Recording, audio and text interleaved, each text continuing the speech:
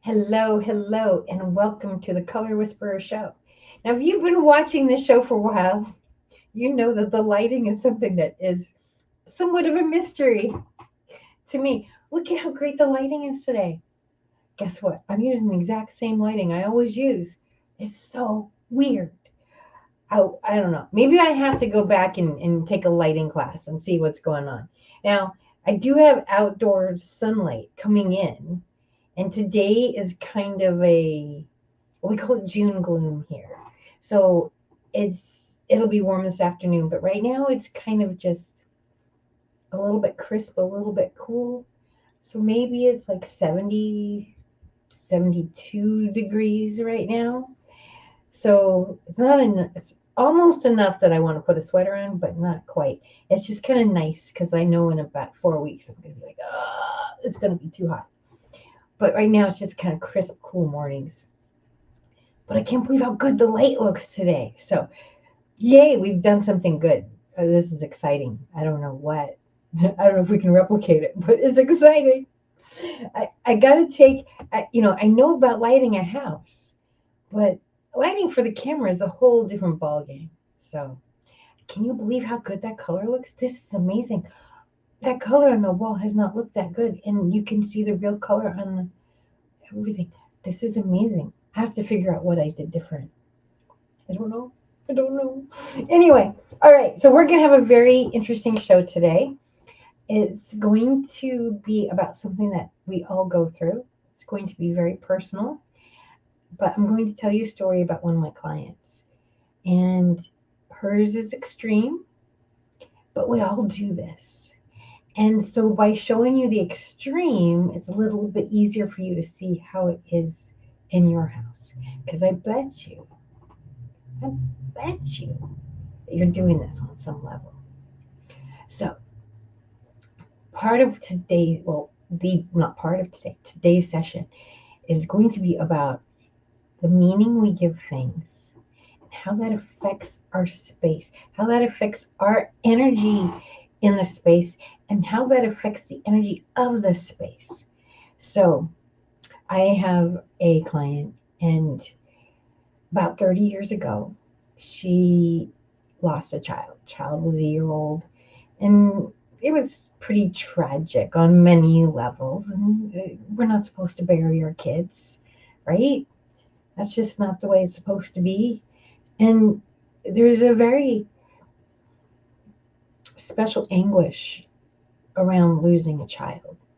It's like the unspeakable, you know? Nobody wants to talk about it.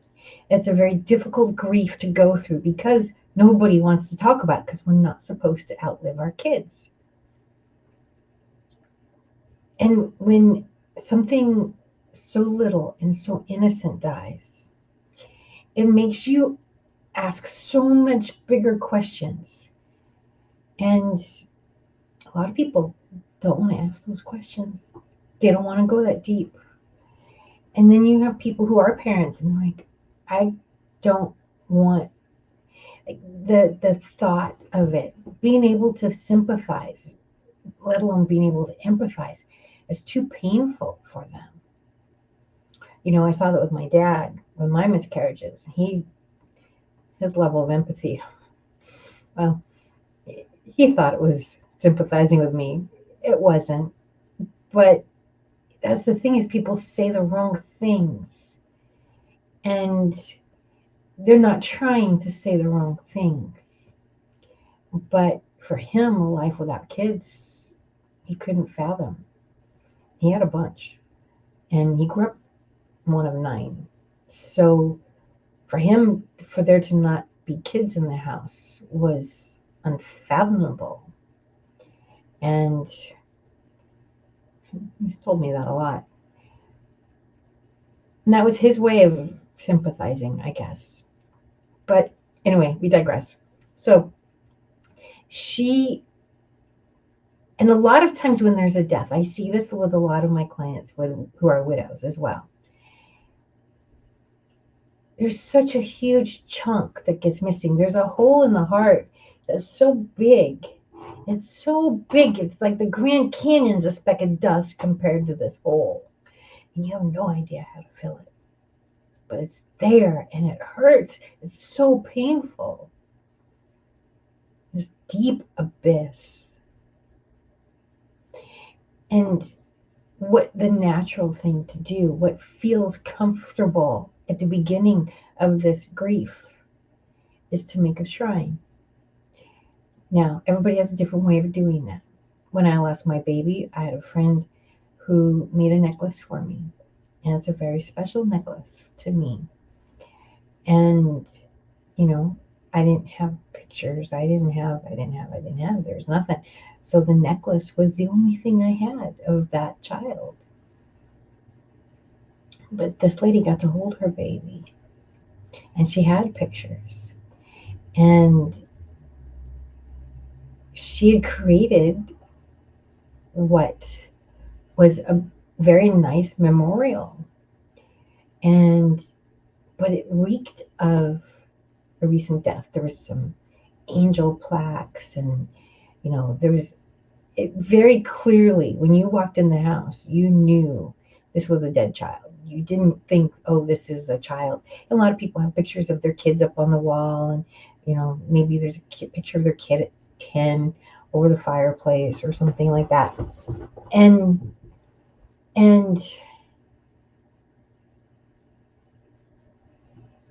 they but you can tell that's a monument. It's not a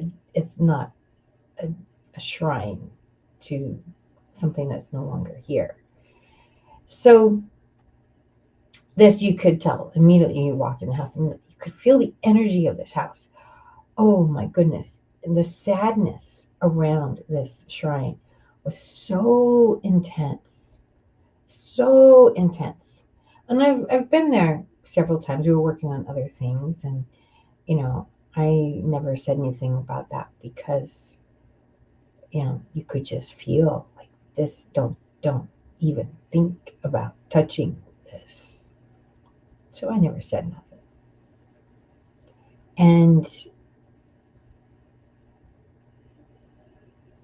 But I could feel it so bad. It was really throwing the energy off in the house. You walk in this house, and it was a house of sadness. And she would complain to me. She's like, I just don't know why I can't heal from this. I do. You have this memorial. It's like having a gravestone be the first thing you see when you walk in the house. And that's going to change the energy. So she recently got married, and I went over there, and she had these plaques that they got for their wedding. Beautiful wood plaques, wonderful things, right? Artwork, true artwork. And they're sitting in her dining room on the table. And I looked at her and I said, these don't belong here. Because this time when I went in, the house was screaming at me. Oh my God, it was yelling at me. It was like, how do I describe this? Imagine, I don't know, there's a cartoon in my head somewhere of this person in the room, and like there's all these voices yelling. I was like, okay, I hear you. I know. I've known this for a long time, but I hear you. And like, you've got to fix this. You've got to fix this. You've got to fix this. I'm like, I hear you. And I had to kind of tell them that several times before they would let me, before they would shut up. I'm like, I got this. Okay. You have to do this. You have to do this. You have to do this. Like, and they're all like, it's like 100 voices all yelling at me. And I'm just like, I don't even know what they're all saying at this point, right? The cacophony is so much. And I just was, I was like, okay, I got this. You can help me, but we got this, okay? We're going to do this. And so, but I knew I still had to be very gentle with this, okay? And so I explained to her, I said, first of all, these don't belong here. She goes, yeah, I do. And I said, well, where were you thinking about putting them? She just told me, and I'm like, and she gets the whole, my medicine is this design stuff, and that I hear these voices. So I said, well, Your house has been screaming at me since I came in here. She laughed.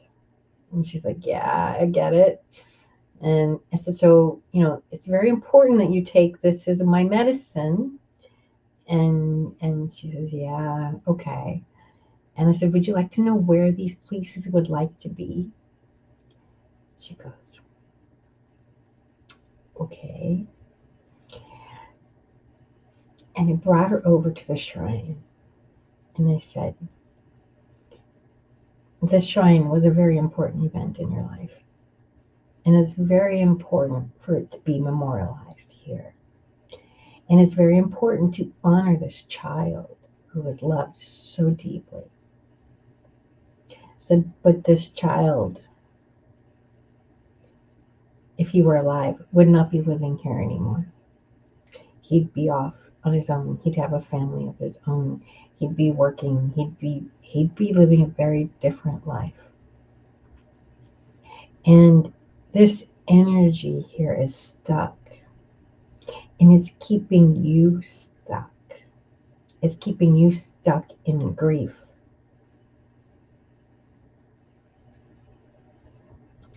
And just kind of let that settle for a minute.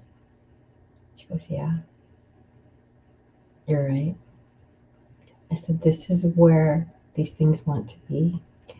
They want to express this joyous occasion of your marriage. And all the future that is. I said, we're not going to get rid of the portrait. We're not going to get rid of everything. But it's time for it to change. Let's have the focus when you first walk in the door to be this beautiful event that is your present, that is your today, that is your tomorrow. And this great love, can we celebrate this great love that you now have, that is currently present in your life? And there was silence. And she sighed. And then she very slowly reached out. And she took the picture off the wall. I'd like to tell you that I was smart enough that I knew she had to do it in that moment. I think in that moment, see, this is where the whispering comes in. There's just things I intuitively know. In hindsight, it had to be her to take that picture down. I didn't know what was going to happen when I approached this. I knew I had to approach it gently. I knew I had to approach it with care, with love, and holding space for her. And I even told her that. I said, we're going to do this together. I'm going to hold space for you as we do this. You're not doing this by yourself.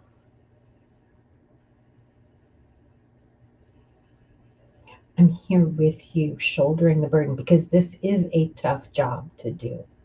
And it's not one you can do alone. So I honored that grief in her. I honored that this was a humongous task. While others, just take the picture off the wall. It's easy, it's light, da, da, da. It's not. She even said, this picture is so heavy.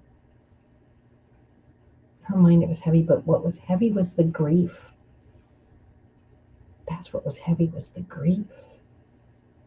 Had a nice wood frame around it, but it was, I've hung heavy pictures. This was not a heavy picture. But it was heavy for her to lift it. It was heavy for her to move through that stage of grief and say, I'm ready to let this grow up. I'm ready to move on, to focus on another part of my life. I'm ready to say goodbye to this baby and let this baby become an adult. Hey, Mark, what's going on? Not much. You're doing a great job, but I had put a question out there that actually is related to what you're talking about because it was one of our previous shows, I put it out there on TikTok, and I heard from my cousin and everything. So I'm gonna read what I wrote, and then I'm gonna read what she wrote because I think it plays into what you're talking about and everything. So I played one of our past clips because you can cut these into clips, and I said, "Do certain colors make you feel better when you are not feeling well? What colors lift you up when you are under the weather?" And all along those lines. And my cousin Marcia Richardson wrote back, and she said, "Absolutely." And not just when I don't feel well physically. If I'm down for any reason, grays, purples, plums, blues are my go to colors that raise my chakra energy. I intentionally will put on a soft gray top to give myself a hug. So that's what she said, and that's my first cousin that wrote that and everything like that. So I just thought I'd share that with you because that was her answer to the survey that I put out there. Because I put it out as a poll question, and I did get a response from my cousin, Miss Marcia Richardson. So she was saying those colors make her feel good if she's down for any reason. So she said grays, purples, plums, blues are her go-to. And then she said that those raise her chakra industry, and then she'll put on a soft gray top if she wants to give herself a hug. Well, very cool. I will go over that when I get finished with my story. Okay, sorry. But let me get back to my story. Get back to your story. I'm sorry. All right. So she took the picture down, and then she held it to her and hugged it. And that all of each little step in this was so important. And then she started looking for another place to put it. Now, I was already going to put it someplace else, and I had a couple spots in mind, and we were going to go through that. But before I could even get there, there was a nail in the wall that was already there. And she was, this is where he goes. And she very carefully put him on top of that nail and hung him on the wall. And we both just sat there for a minute, feeling, listening. And you could feel the energy in the room shift. And we looked at him. He had a smile on his face because it's a baby picture, right?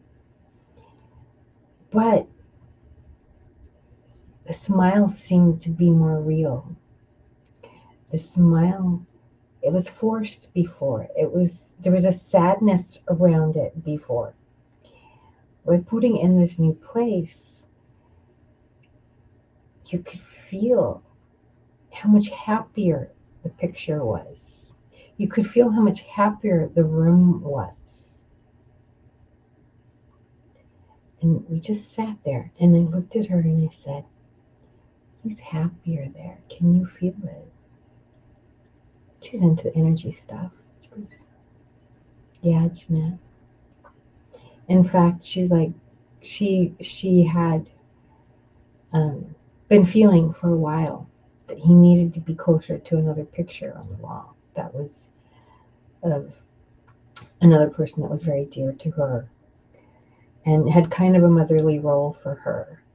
And by proxy, this has a grandmotherly role for this child. And I said, why don't we let her take care of him for a while? She goes, yeah, he likes that. Like, yeah, he does. He really does. He's very happy being closer to her.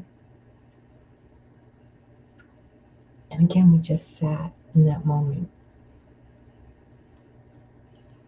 and let it unfold.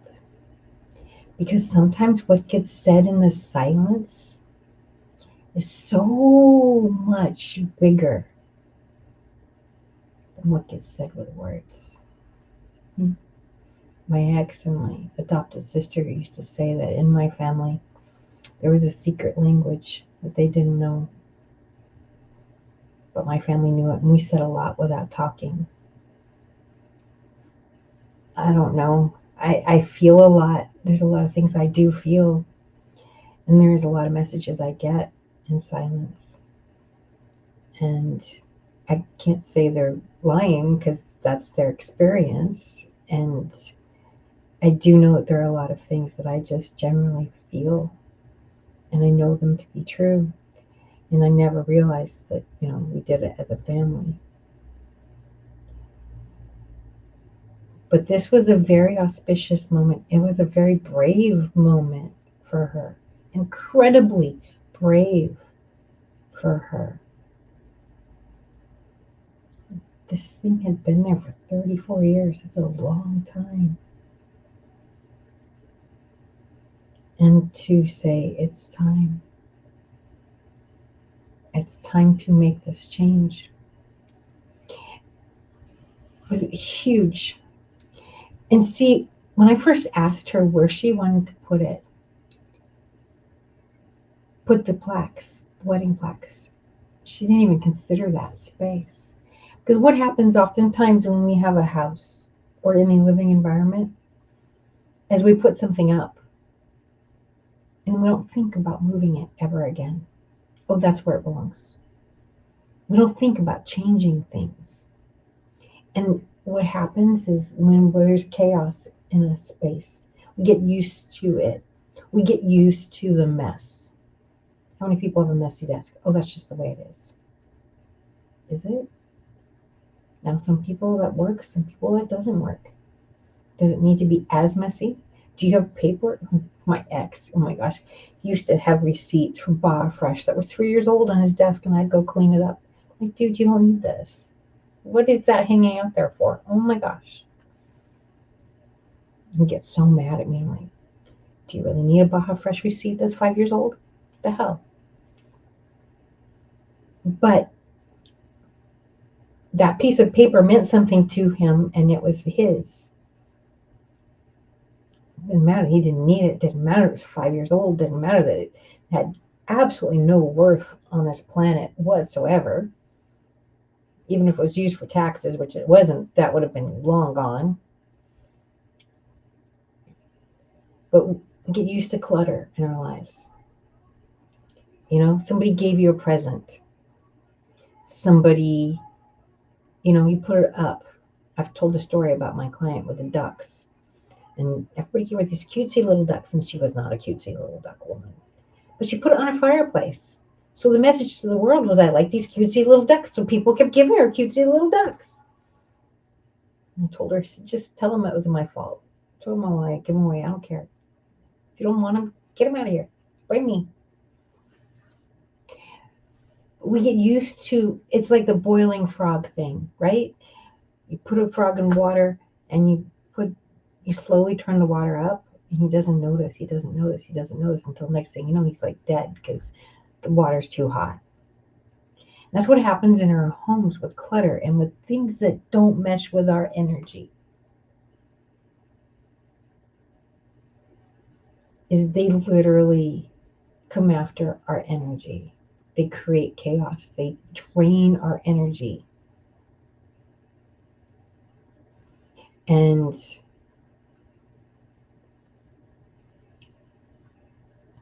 this example is so easy to see, right?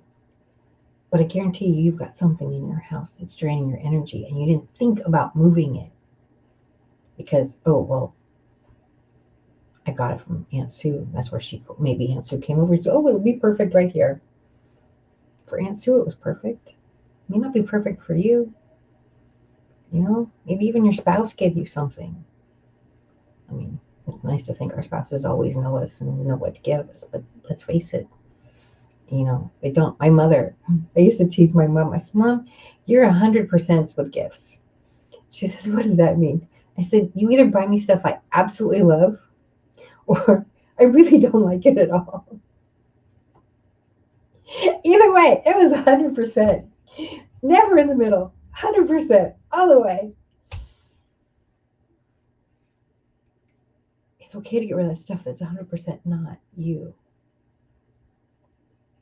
And it's okay to think about moving stuff. Now, that shrine had been such an integral part of her being for so long. She wouldn't think about moving it.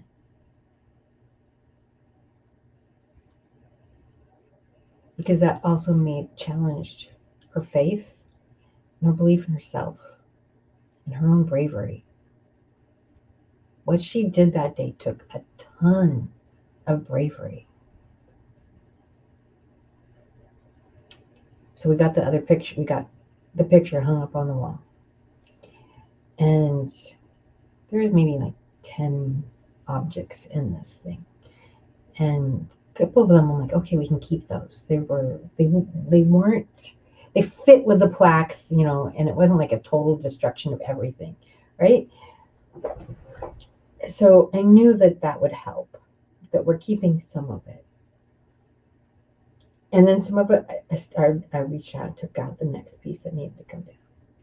And I slowly gave it to her. And I did the next one. I gave it to her and she slowly put it away. And I gave her another one. She's like, this is special to me. I said, yes, I know. It was something handmade, beautiful, done. I said, yeah, that's special. I agree. Where can we put it? She said, oh, let's put it on this.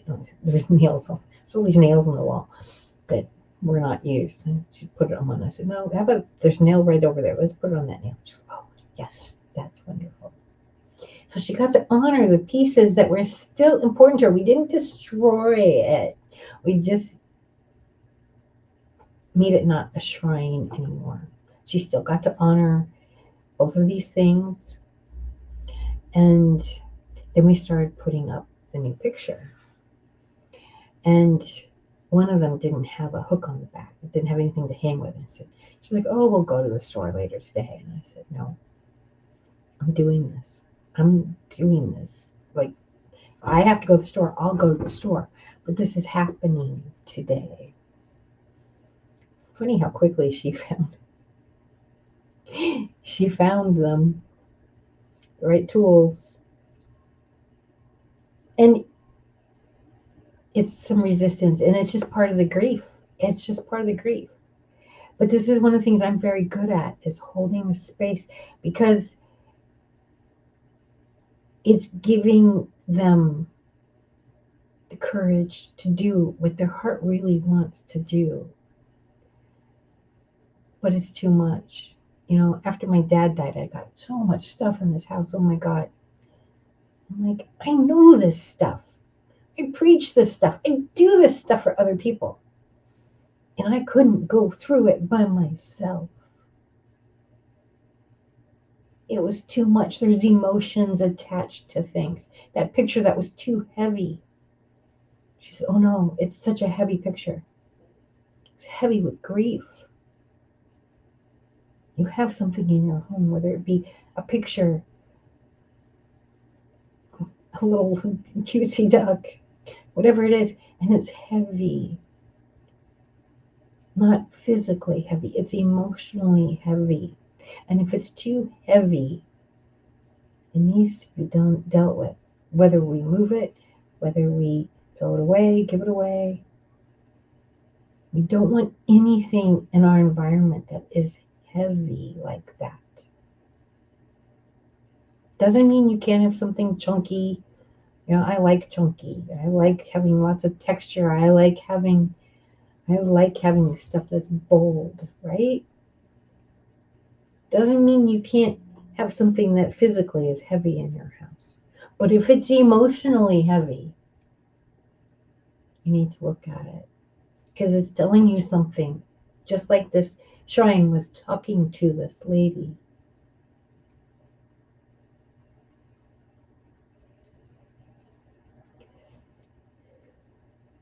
So we found the right tools, and there was 2 plaques we had to put up. So we'll put up the first one.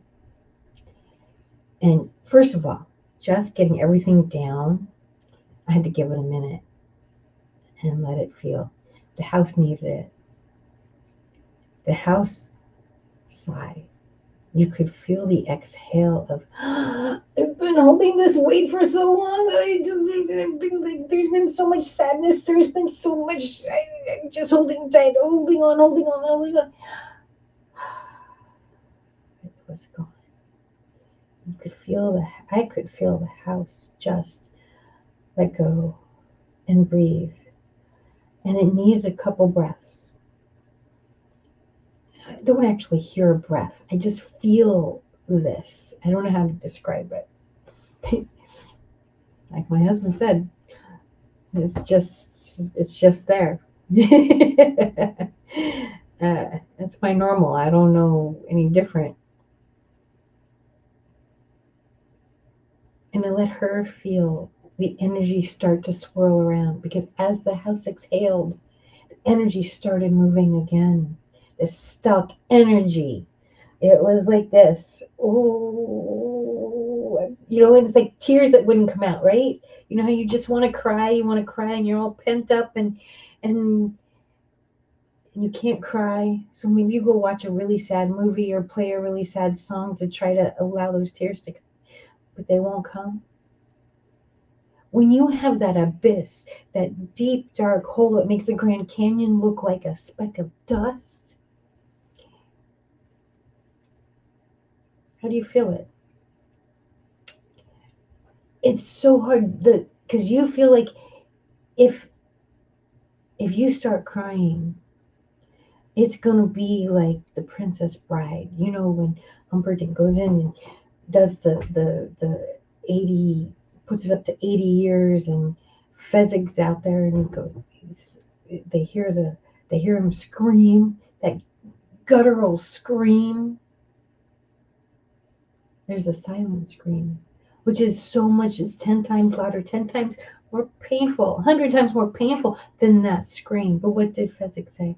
Fezzik, the giant, he says, I know the sound of that pain. Well, it wasn't. It was the swordsman. He says, I know the sound of that pain. That's where we must go. We must follow the sound of pain. We must follow the sound of pain. Wow.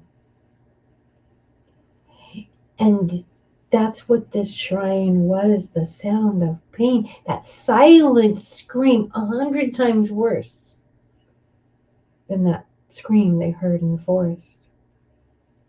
So loud that there's no decibel, because if you open it up, it will swallow you whole, and there's nothing left of you. If you open it up,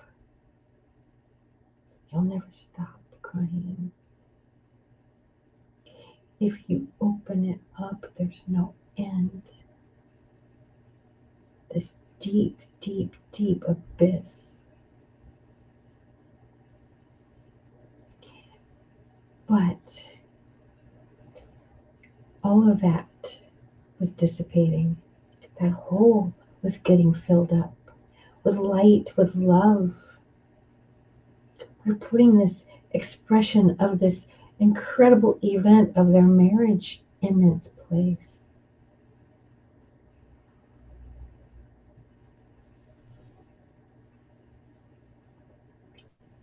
And it's still, when you're in that level of grief, it is hard to let go of it. So I had to go through this whole process with her slowly.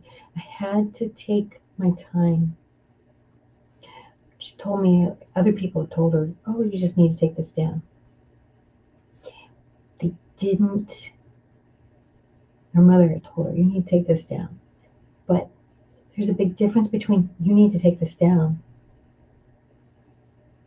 and I'm going to walk through the woods with you. I'm going to give you the strength. I'm going to be there as your heart screams out in pain. You don't have to go through this pain alone. I'm going to give you the strength to face this pain. We are going to do this together so that we can fill in this space with love. I didn't just give her support. I helped to fill in the space with love, because it was taken down with love. And when I'm in that space, when I'm in healing mode, which I definitely was, this is healing design, healing by design. My job at that point is nothing but unconditional love and filling that space as much as I physically can with love, so that they have the ability to heal. They have the courage to do what's necessary to take the next step, to move forward. Now, there's a lot of healing this lady's done over 34 years. I wasn't the magic pill. I'll be honest with you. I was a step on this ladder. It was a huge, huge step. A huge step, and one that I'm uniquely skilled at doing. This is one of my gifts. I get a lot of clients where, a parent has died. A parent has died, and they're recreating, and there's something there that they got to honor. The spouse has died, or even divorce. Divorce doesn't mean there's no grief. It's just there's grief in divorce too. A dream still died. A life still died. So we put up the first one. I could start feeling magic happening. We put the second one up.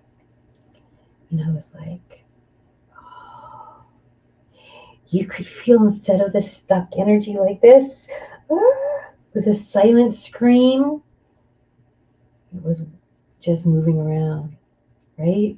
You could feel the circle. It was moving. It was so beautiful.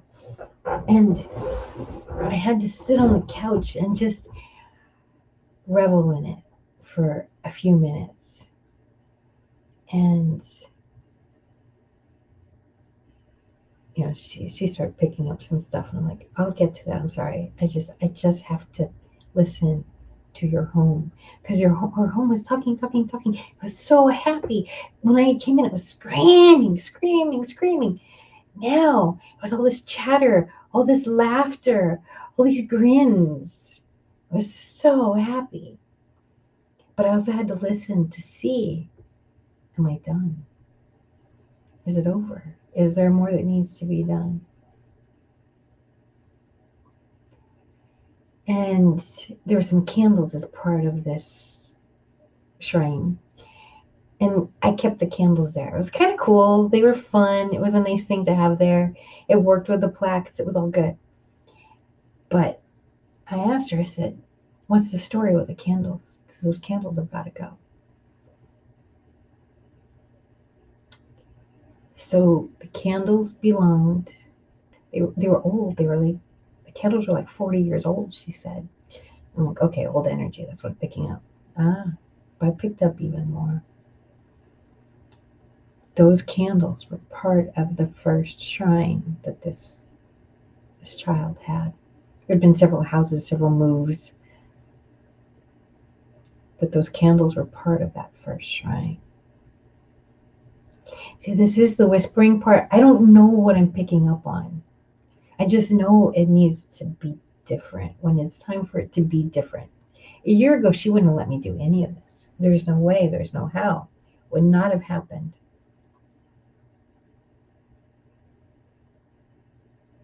But she was ready. And she had this other huge momentous thing in place to take its place. Because there's nothing that can fight great grief as well as great joy. So she said, okay, I'll replace the candles. They were going to go buy candles that day. I said, okay, fine. That one I'll let them do. It wasn't a big, I got the energy moving. Her husband came and saw it, and he's like, okay, I'll go buy candles. Like, I know he'll do it. He had it. You could feel it. So I knew that part was going to happen.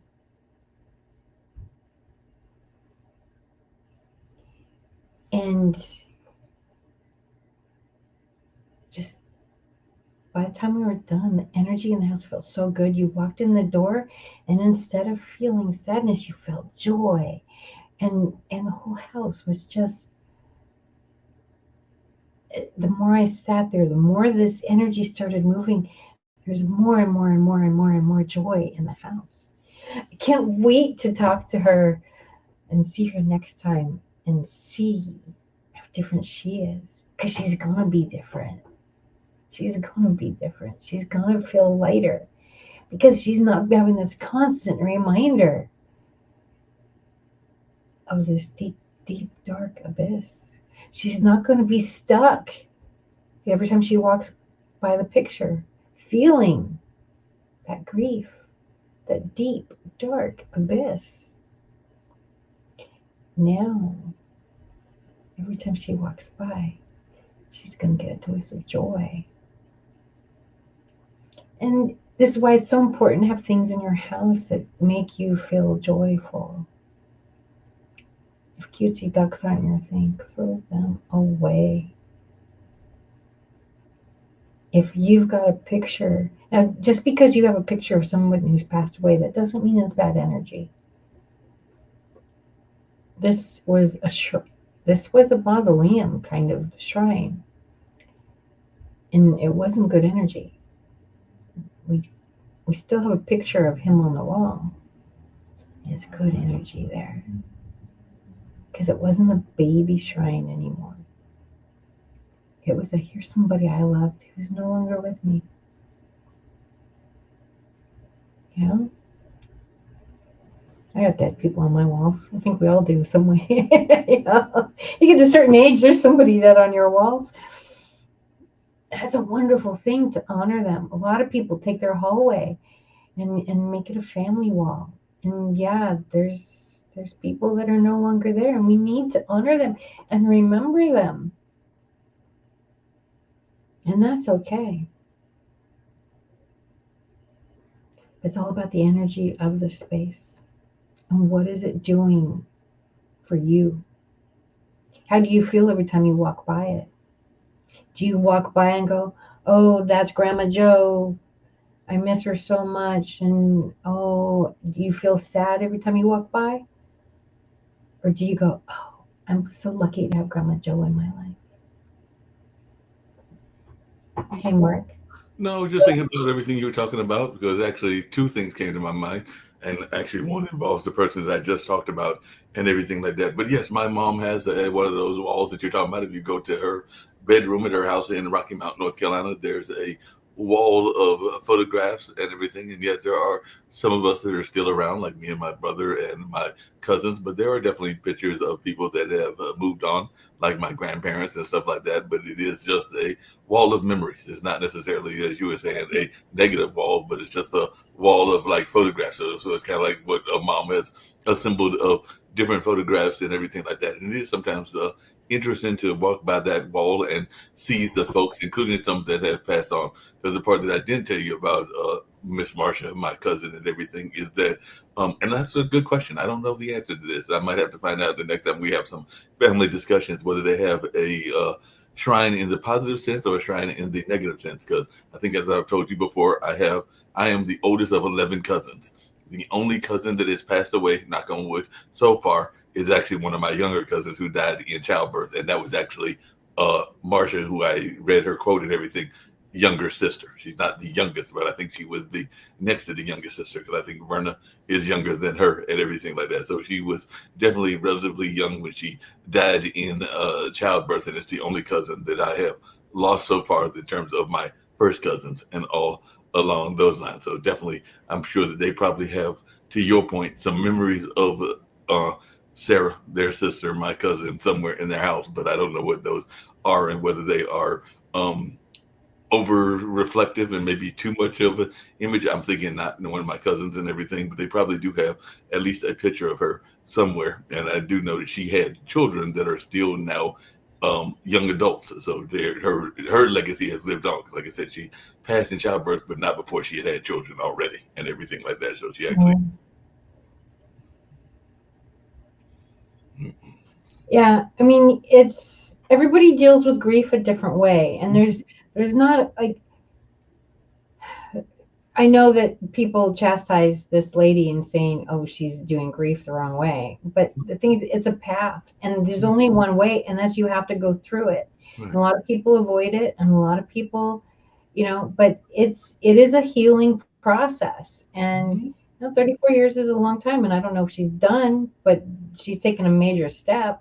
Mm-hmm. And the thing is, I mean, it's been 2014. It's been 11 years since I had my miscarriage, and there's still times when, like, some people like memorialize dates, and like, I don't do that. I don't want to remember death dates, but I'll find myself in February and I'm like, I'm really sad this week, or I'm really sad today. And then I'll look at the calendar and go, okay, that's why. I do the same thing around the same time my mom died, and it's like, okay, so that grief is in our bodies, it's in our cells, and our cells remember. So it's okay to, when I have those sad moments, I just like, hi mama, I'll talk to her, or it's her birthday, and I'm like, what's this feeling I've got? Oh, okay. It's just what I learned a long time ago is when we have these feelings, they're just coming to say hi. It's not really about our grief. It's about how do we communicate. When you've got a woman has a baby in her belly, there's communication, and it's not the way you and I talk, but there's communication there, and there's communication on the other side too. It's just different. And so in February, when I get the little, oh, I go look at the calendar, and then I just talk to him. And that's a moment where I could sit there and cry and cry and cry and cry, and no, I just talk to him. And that, I think, at least for me, is a happier way to deal with the grief. Some people need to cry. This lady, it took her a long time to get this far. And so as long as you are making some kind of action to go through the grief, there's not a wrong way. It's everybody has their own way of getting through it. When you deny those feelings, when you deny going through it and you hide from the grief, that I would say is wrong. But as long as you are making some kind of progress on the grief, everybody has their own path. Everybody's got their own way of doing that, of dealing with their situations, whatever those situations may be, and everything like that. So yeah, definitely folks have different ways of dealing with it. As a matter of fact, I was just talking to Dad because he just had cataract surgery, and he was talking about that whole aging process. And as he put it, none of us have like super extended warranties. We all have something that will definitely cause us to have a demise of one sort or another at some point or another along those lines. And it's actually coming up on another couple of months. That's why I was curious to see what my cousins have to remember Sarah, because it was actually 14 years ago that she passed away. Because she passed away in 2011 after she had been born in '78. So like I said, she was a young child when she passed away. Like I said, it definitely, what is that, like early 30s, if I'm doing my math and everything correctly. So she's definitely been gone now. Next year will be 15 years since she's passed away and everything like that. I saw a quote, and this is so accurate. They say that time heals everything, and that time heals the grief. And they made it sound like time fills in that gap. Time doesn't fill in the gap. Right. What fills in the gap, your heart gets bigger. That hole is always going to be there. It's just the heart gets bigger so that hole isn't as expansive. And as you find new things, this man, he lost his wife and mother. He had a brand new baby to take care of, and he lost his wife, and he had other kids. I mean, wow. He when you have something like that, it's a support system. There's a lot of things that fall apart in a situation like that. And, some people choose, okay, I'm never going to get married again. This is it. I've had the love of my life. That's it. Some people are like, in a case of divorce, it's, I ain't doing that again. I got burned bad. I'm not going down that road again. But he had kids, and did he get remarried? I'm trying to remember if Sarah's husband got remarried. I think I'd have to double check with my family tree. I don't want to tell you the answer and be wrong and everything just because I don't know. My guess is he probably did. I think he did, but I just don't want to say that and be wrong. But I think that I do remember hearing him get men particularly, when they've lost a spouse, the statistics are that, especially if it's a long-term marriage, Mhm. that within a year there's either another partner or they die, Right. or there's something else that gives them purpose. Right. Men particularly need purpose. Now, your what is Cousin, he? my Your cousin's the cousin. one. My cousin's the one. So so he had purpose with kids, but I suspect he needed help. Now I know somebody, his wife died in childbirth, and his mom stepped in and was a huge help. And that's And what happened with my aunt. My aunt did help with, even though they lived in Florida. I think at the time that they passed, there were some people that were involved in the raising of the children, and I'm sure that my aunt has helped because she's in Hollister and she still is involved. So that's probably who I would call if I was going to get the full details. But yeah, Sarah is the one female cousin who has passed away. And like I said, she was 32 when she passed, and that was in childbirth, as I recall, and everything like that. And though that child now is getting ready to be nearly that was 2011, so that was getting ready to be in their early 20s and everything. The child that was born at that particular time and everything. And then they've got children in their, I want to say, late 20s and early 30s. so Actually, I did the we're math. not meant to be alone, They and were we're actually, not meant to raise families alone. It takes a village, right? you know, And I mean, in my case, my father died when I was a year old. My dad stepped in, my uncle stepped in, and he took care of us. And so it looked, on the surface like a regular normal family, but we weren't.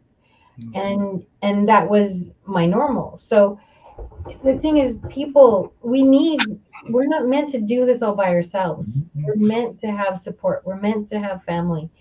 And it's that whole notion of it takes a nation.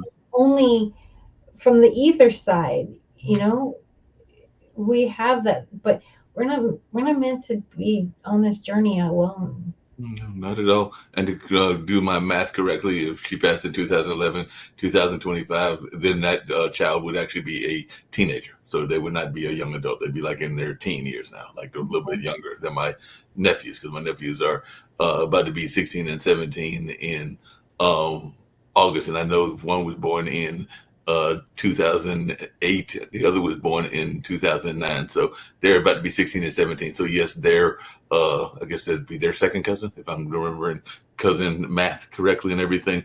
They would be about 2 years younger than them, so they'd be about 14 or 13, something. That I mean, and I think it was just one child. I don't think it was twins, but yeah, they'd be. He would be. I think it was a boy. I think he'd be around 14 or 13. Okay. Well, why don't we close this down? I want to say a few more words, and then let's do some Kindu spice. Yeah, And let's just say a few more words, and we'll get to the whole thing with Marsha and the plum on another thing. But it was when you were talking about healing that reminded me of, and you also talking about chakra, which is the reason that I popped in earlier. But I understand that you wanted to finish the story, and the story was a very powerful story. So that was my apologies for butting in at the wrong time. But definitely, but that's where I was going with the chakra and everything. But we can get back to that, and I'll post some we'll do other, that next time. and hopefully, That's a fun topic. We'll do that next time. I didn't know how long today's was going to go, but I got really into it, so it no took the problem. whole hour. Well, I'm gonna pop off and let you have your rapping words, and then whenever you tell me to play Kindred Spices, we'll play Kindred Spices. Sounds good. So I want you to look around your house and really feel what's got good energy and what doesn't. And if you need help, I can be there virtually with you. I also have a program where we can do half an hour and I can look around your house and tell you what energy is good and what energy is not good. And we can work on that. If you're not sure, you can go to thecolorwhisperer.com and it's under create your sacred space. Because that's what it's all about.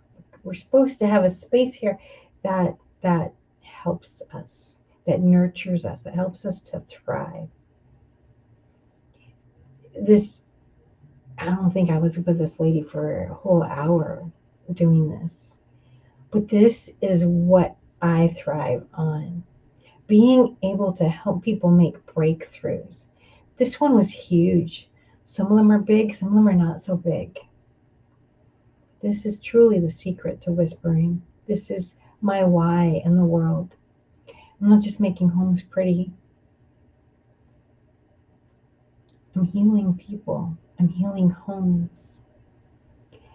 And it's so beautiful when you sit in a home and you feel this energy shift.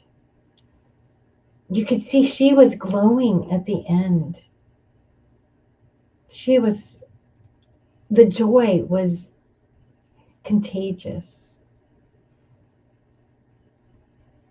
And it's just going to keep evolving and keep getting bigger and bigger and bigger and bigger.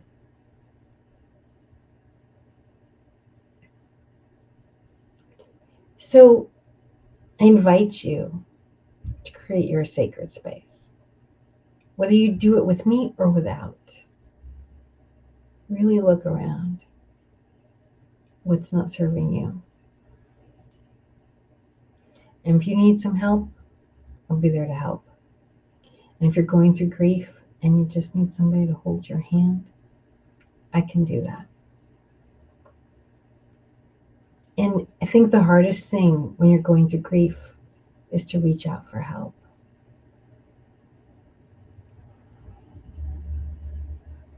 It's okay.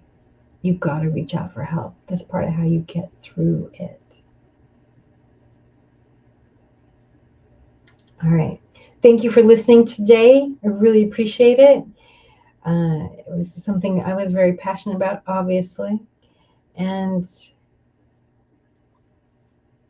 I wish you the best in your house and creating your sacred space. All right. Let's go get some Kendu spice and create some sacred space inside.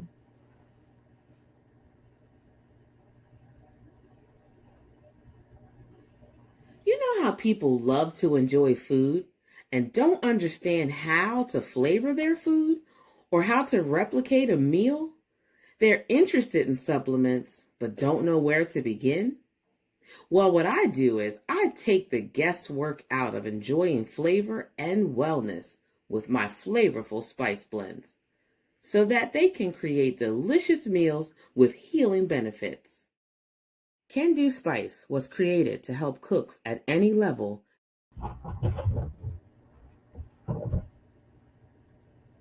What happened? I don't know if we're on air or not. We were in the middle of a Kendu Spice commercial and it stopped. If you haven't had Kendu Spice, you've got to try it. It's so good.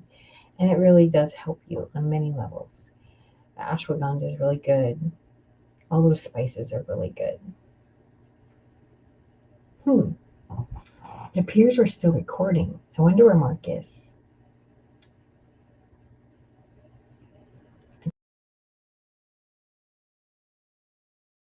You know how people love to enjoy food and don't understand how to flavor their food or how to replicate a meal?